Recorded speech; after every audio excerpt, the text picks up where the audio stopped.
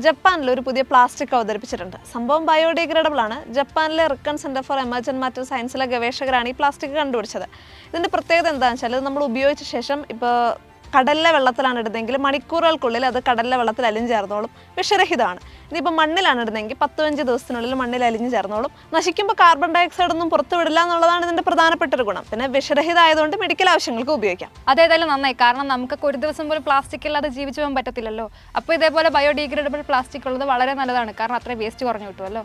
നമ്മൾ ഈ ഉപയോഗിച്ച് വേസ്റ്റ് ആയിട്ട് വരുന്ന പ്ലാസ്റ്റിക് കൊണ്ട് ഉപയോഗമുള്ളൊരു സ്ഥലമുണ്ട്. സംഭവം ഇന്ത്യയിൽ തന്നെയാണ്. ഇന്ത്യയിലെ അംബികാപൂരിലൊരു കഫേയുടെ പേര് ഗാർബേജ് കഫേ എന്നാണ്. അവിടെ നമ്മൾ ഫുഡ് കഴിച്ച് കഴിഞ്ഞ് പേയ്മെൻ്റ് ആയിട്ട് ക്യാഷ് അല്ല കൊടുക്കേണ്ട, പകരം ഈ പ്ലാസ്റ്റിക് വേസ്റ്റ് ആണ്.